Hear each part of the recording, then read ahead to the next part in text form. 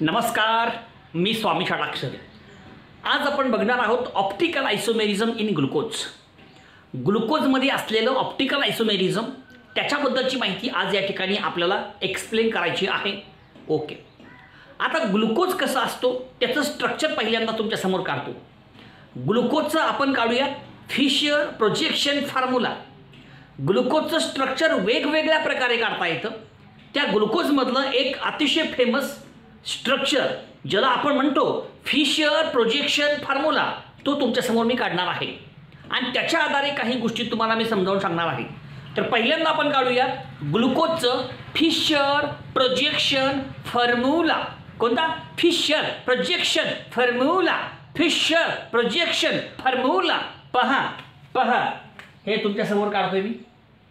याच्यामध्ये एक CHO आहे. तुम्हाला माहीत आहे की बाबांनो, आपला ग्लुकोज जो आहे ह्या ग्लुकोजमध्ये एकूण 6 कार्बन आहे. आपण 6 कार्बन काढू. 1 झाला, 2, 3, 4, 5 आणि या ठिकाणी एक CH2OH 6.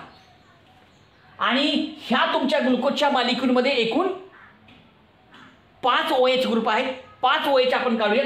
हा एक OH झाला, दुसरा OH, तिसरा OH, चौथा OH आणि 5वा OH. असे एकूण 5 OH आहेत. प्रत्येक OH हा वेगवेगळ्या कार्बनला जोडलाय आणि याच्यामध्ये एक CHO आहे, तो आपण वरी काढलाय आणि प्रत्येक ठिकाणी एक एक H काढ. हा आहे तुमचा फिशर प्रोजेक्शन फॉर्म्युला ग्लुकोजचा. लिहू तुम्ही Fischer projection formula of the glucose. ठीक आहे. आता हे तुमच्यासमोर स्ट्रक्चर मी काढलेलं आहे. हे स्ट्रक्चर कसल्या प्रकारचं आहे? हे स्ट्रक्चर आहे फिशर प्रोजेक्शन फॉर्म्युला. ठीक आहे.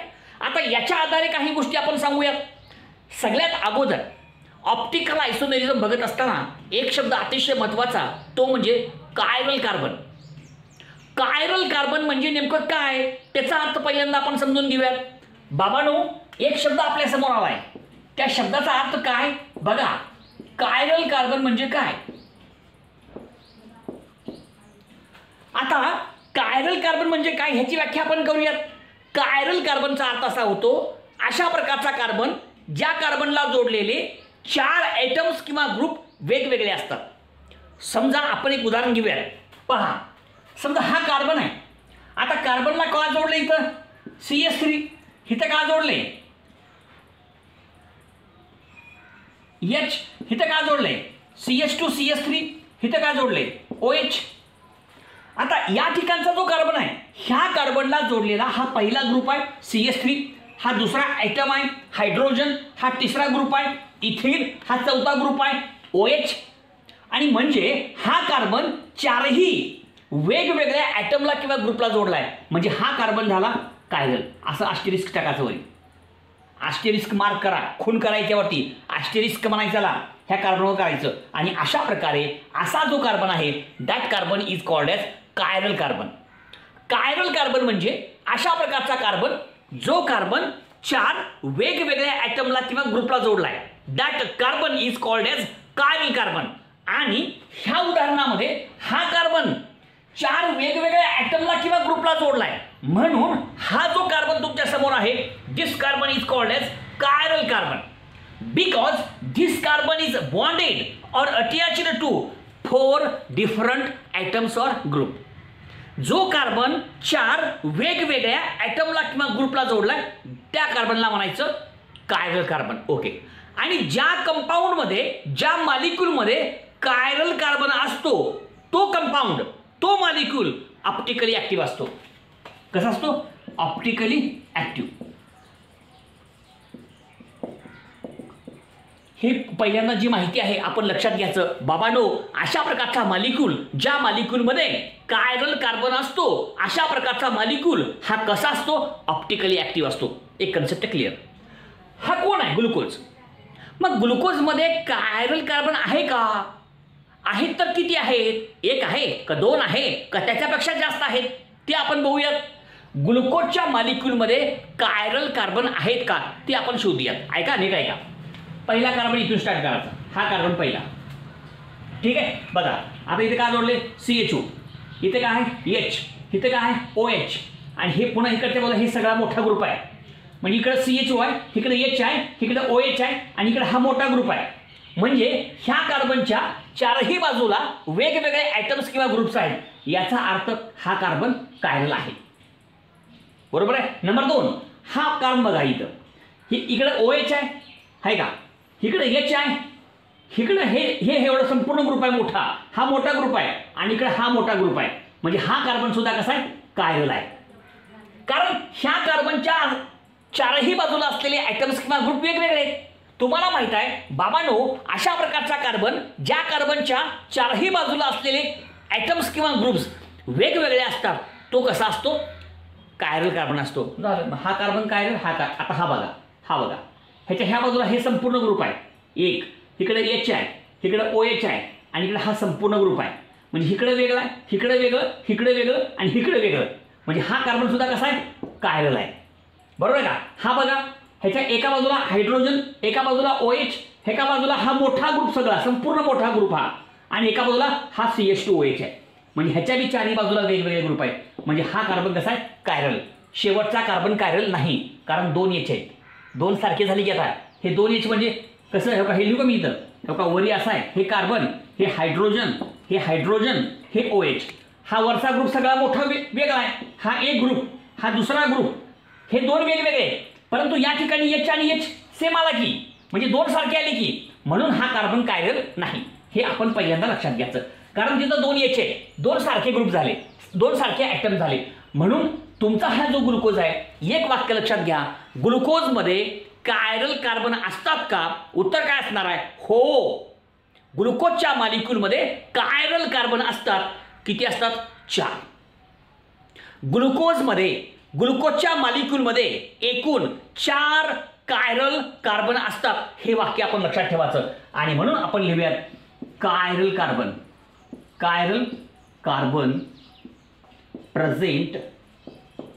Present in glucose is equal to 4. झालं, संपलं. वाक्य अतिशय सोपं आहे.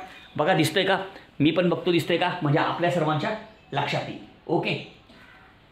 तर या ठिकाणी आपण काय लिहिलं, आपण असं लिहिलं की ग्लुकोजचा जो मॉलिक्यूल आहे, ग्लुकोजच्या मॉलिक्यूलमध्ये एकूण 4 कायरल कार्बन आहेत का सांगितलं तुमच्या समोर. हा कार्बन कायरल, हा कार्बन कायरल, हा कार्बन कायरल, हा कार्बन कायरल. बस हे मधले 4 कार्बन कसे कायरल. का बर, कारण त्याच्या चारही बाजूला वेगवेगळे ॲटम्स किंवा ग्रुप्स आहेत, म्हणून तो कायरल कार्बन आहे. हे आपण लक्षात घ्यायचं आहे. ओके. मग लिहिलं chiral carbon present in glucose. ग्लुकोजमध्ये असलेल्या कायरल कार्बनची संख्या किती असते 4. बस. ओके. एक वाक्य सांगितलं तुम्हाला मी. अशा प्रकारचा मॉलिक्यूल ज्या मॉलिक्यूलमध्ये कायरल कार्बन आहे, एक असं ना, अरे बाबांनो, अशा प्रकारचा मॉलिक्यूल ज्या मॉलिक्यूलमध्ये कायरल कार्बन असतो तो मॉलिक्यूल ऑप्टिकली ॲक्टिव्ह असतो. मग हा ग्लुकोज आहे, आणि ग्लुकोजमध्ये कायरल कार्बन आहे का. अहो आहे ना, 4 कायरल कार्बन्स आहेत. 4 कायरल कार्बन, 4 कायरल कार्बन्स आहेत. 4 कायरल कार्बन्स आहेत. आणि त्याच्यामुळं हा तुमचा जो ग्लुकोजचा मॉलिक्यूल आहे तो कसा असतो ऑप्टिकली ॲक्टिव्ह असतो. ठीक आहे. म्हणजे एक वाक्य क्लिअर. ग्लुकोज कसा आहे, त्याच्यामध्ये असलेल्या कायरल कार्बनची संख्या 4 आहे. ग्लुकोज हा कसा आहे ऑप्टिकली ॲक्टिव्ह आहे. ऑप्टिकली ॲक्टिव्ह का बरं आहे, कारण ग्लुकोजच्या मॉलिक्यूलमध्ये कायरल कार्बन असतो. अरे पोरांनो लक्षात ठेवा, अशा प्रकारचा मॉलिक्यूल ज्या मॉलिक्यूलमध्ये कायरल कार्बन असतो तो ऑप्टिकली ॲक्टिव्ह असतो. विचार करायची गरज नाही. ज्याच्यामध्ये आहे कायरल कार्बन तो आहे ऑप्टिकली ॲक्टिव्ह. ज्याच्यामध्ये आहे कायरल कार्बन तो ऑप्टिकली ॲक्टिव्ह असतोच. ज्याच्यामध्ये आहे कायरल कार्बन तो ऑप्टिकली ॲक्टिव्ह. ओके. मग ह्याच्यामध्ये कायरल कार्बन आहे ना, म्हणून ऑप्टिकली ॲक्टिव्ह आहे. ओके. तुम्ही म्हणसाल गुरुजी ऑप्टिकली ॲक्टिव्ह म्हणजे काय. एक वाक्य महत्वाचं आहे. ऑप्टिकली ॲक्टिव्ह म्हणजे काय. ऑप्टिकली ॲक्टिव्ह म्हणजे जो प्लेन पोलाराइज लाईटचा प्लेन रोटेट करतो. ऐका बरं का, प्लेन पोलाराइज लाईटचा प्लेन रोटेट करतो, डावीकडे किंवा उजवीकडे. प्लेन पोलाराइज्ड लाईटचा प्लेन रोटेट करणारा मॉलिक्यूल तो ऑप्टिकली ऍक्टिव्ह झाला. मग तो कोणत्या बाजूला करतो रोटेट, डावीकडे किंवा उजवीकडे. मग आपला ग्लुकोज हा ऑप्टिकली ऍक्टिव्ह आहे, म्हणजे आपला ग्लुकोज हा जो ग्लुकोज तुमच्या समोर आहे तो ग्लुकोज प्लेन पोलाराइज्ड लाईटचा प्लेन रोटेट करतो. मग डावीकडे करतो का उजवीकडे करतो, उजवीकडे करतो. बघा, निसर्गामध्ये आढळणारा ग्लुकोज, नॅचरली ऑकरिंग ग्लुकोज हा कसा असतो, डेक्स्ट्रो रोटेटरी. डेक्स्ट्रो म्हणजे उजवीकडे रोटेट करणारा, प्लेन पोलाराइज्ड लाईटचा प्लेन उजवीकडे रोटेट करणारा तुमचा जो ग्लुकोज आहे तो निसर्गामधला आहे, आणि म्हणून ह्याला म्हणतात डेक्स्ट्रो रोटेटरी. म्हणजे एक एक वाक्य क्लिअर करतो. आता समजा तुमच्या समोर लिहिलं, आता ही काय, ही लाईट आहे, ही लाईट आहे. कसली लाईट आहे, प्लेन पोलाराइज्ड लाईट. बघा, ही कसली लाईट आहे, प्लेन पोलाराइज्ड लाईट. दिसते ना सर्वांना, ओके, दिसते ना सर्वांना. बघा थोडंसं इकडे घेतो.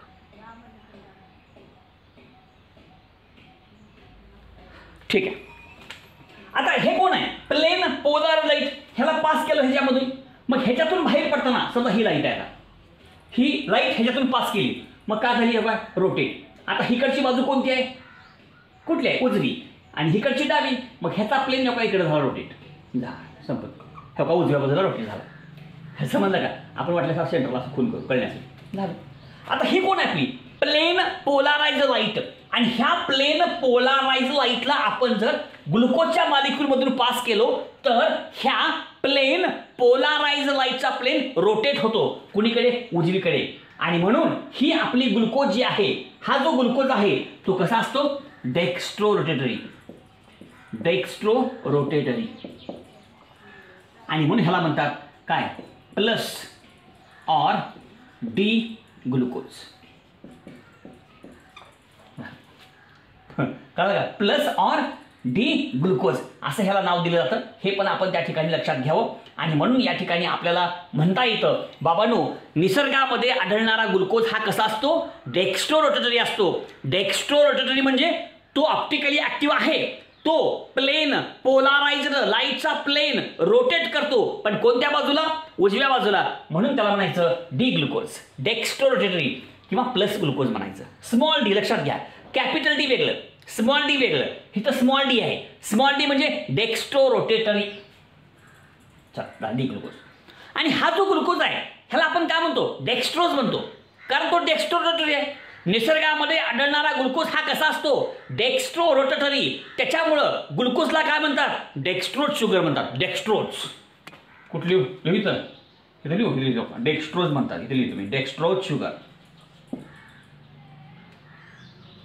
ओके, असू द्या, डेक्स्ट्रोज. तर ह्या सगळ्या गोष्टी व्यवस्थितपणे लक्षात घ्या बाबांनो. ही सगळी माहिती जी आहे अतिशय सोपी आहे. मी काय काय सांगितलं बघा, ग्लुकोजच्या मॉलिक्यूलमध्ये एकूण 4 कायरल कार्बन आहेत. तुम्हाला माहीत आहे अशा प्रकारचा मॉलिक्यूल, ज्या मॉलिक्यूलमध्ये कायरल कार्बन असतो तो ऑप्टिकली ऍक्टिव्ह असतो. ग्लुकोजमध्ये सुद्धा कायरल कार्बन 4 आहेत, त्याच्यामुळे हा सुद्धा ऑप्टिकली ऍक्टिव्ह असणार आहे, कारण 4 कायरल कार्बन. आणि मग हा ऑप्टिकली ऍक्टिव्ह आहे, परंतु हा कसल्या प्रकारचा आहे, डी प्रकारचा आहे, डेक्स्ट्रो रोटेटरी आहे, कारण हा प्लेन पोलाराइज्ड लाईटचा प्लेन उजवीकडे रोटेट करतो, राईट बाजूला रोटेट करतो. आणि जर तो राईट बाजूला रोटेट करत असेल तर तो झाला dextro rotatory. Naturally occurring sugar, naturally occurring glucose, निसर्गामध्ये आढळणारा ग्लुकोज हा डेक्स्ट्रो रोटेटरी आहे, म्हणून त्याला म्हणतात plus or D glucose. Plus or D glucose. आणि एक लक्षात घ्या, ह्या तुमच्या ग्लुकोजला म्हणतात डेक्स्ट्रोज शुगर. ग्लुकोजला डेक्स्ट्रोज शुगर असं का म्हणतात, कारण निसर्गामध्ये आढळणारा ग्लुकोज हा कोणत्या प्रकारचा आहे, डेक्स्ट्रो रोटेटरी आहे, म्हणून ग्लुकोजला डेक्स्ट्रोज असं म्हणतात. Dextrose, dextrose. आणखीन काही गोष्टी आहेत त्या मी तुम्हाला सांगतो. अतिशय सोपा भाग आहे, थोडक्यात आहे, फक्त आपण व्यवस्थित लक्षात घ्यायचं. ओके, चला.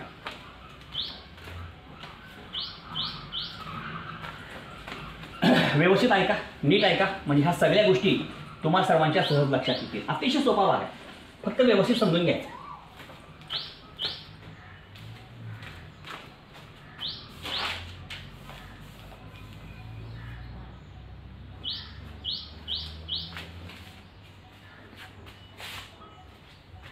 ठीक आहे.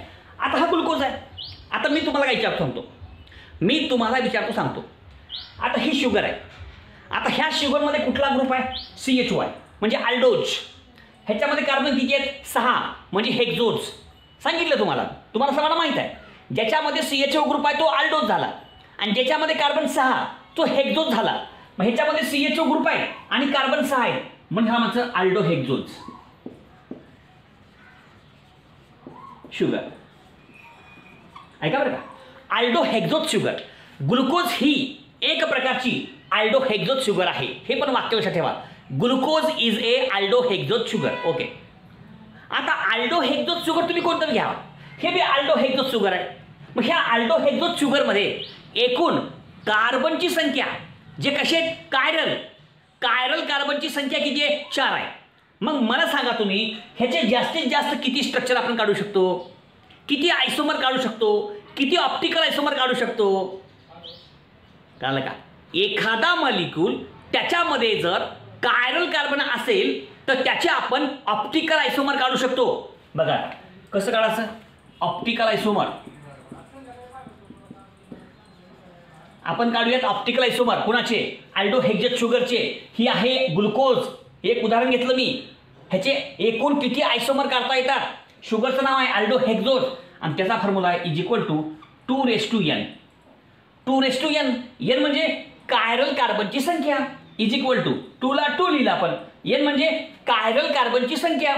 मग ह्याच्यामध्ये कायरल कार्बन किती आहेत? 4, म्हणजे (4) इज इक्वल टू 2 4 लिहा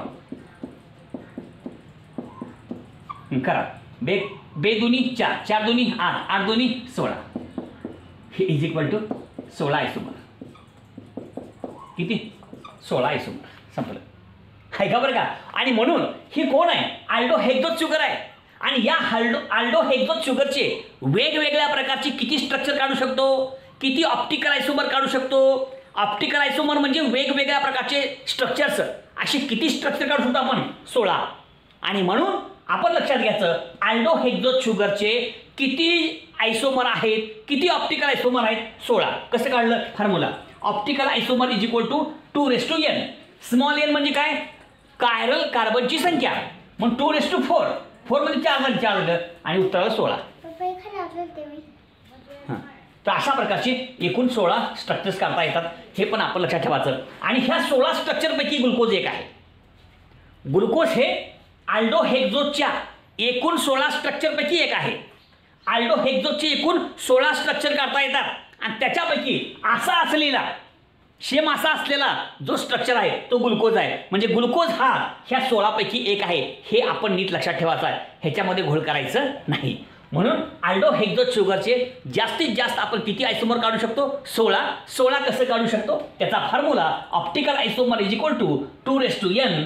हे कसं आलं तुमच्या समोर आहे, सांगायची आवश्यकता नाही. अशा प्रकारे या ठिकाणी आपल्याला ही सगळी माहिती घेता येते. ओके, ठीक आहे. आता आणखीन 2 स्ट्रक्चर्स तुमच्या पुस्तकात दिले, एक ग्लुकॉनिक ॲसिड आणि एक सॅकॅरिक ॲसिड.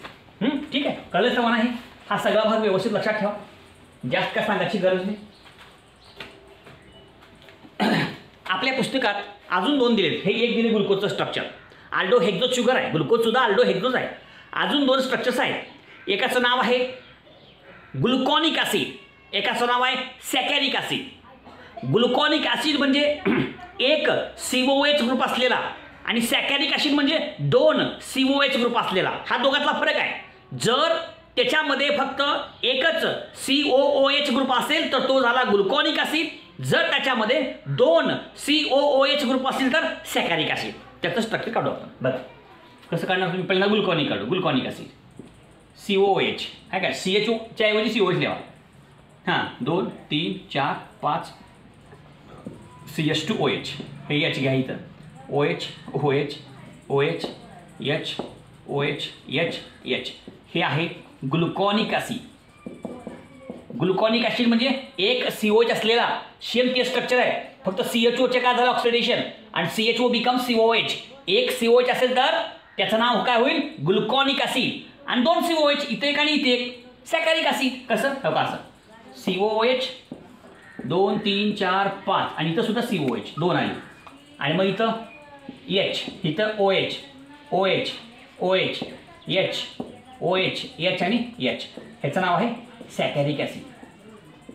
सॅकॅरिक ॲसिड संपलं. तर हे अशा प्रकारचे दोन स्ट्रक्चर, एकाचं नाव ग्लुकॉनिक ॲसिड, एक COOH असलेला सॅकॅरिक ॲसिड, 2 COOH असलेला. हा दोघातला महत्त्वाचा फरक आहे जे काय तुमच्या समोर आहे. आणि हे सगळे स्ट्रक्चर कसले आहेत? Fischer projection formula. कसला? Fischer projection formula. हे सगळे फिशर प्रोजेक्शन फॉर्म्युला जे तुमच्या समोर ह्या ठिकाणी काढलेत. हे अल्डोहायड्रो शुगर आहे, बाकी सगळी माहिती आपल्या समोर आहे. तर अशा प्रकारचा हा संपूर्ण पोर्शन जो आपण घेतलेला आहे तो आपल्या समोर आहे. जी माहिती घेतलेली आहे ती तुमच्या समोर आहे. ओके, लाईक करा, शेअर करा, सबस्क्राईब करा. करा रे करा, लाईक करा, शेअर करा, सबस्क्राईब करा. अरे करा रे करा, लाईक करा, शेअर करा, सबस्क्राईब करा. धन्यवाद, धन्यवाद.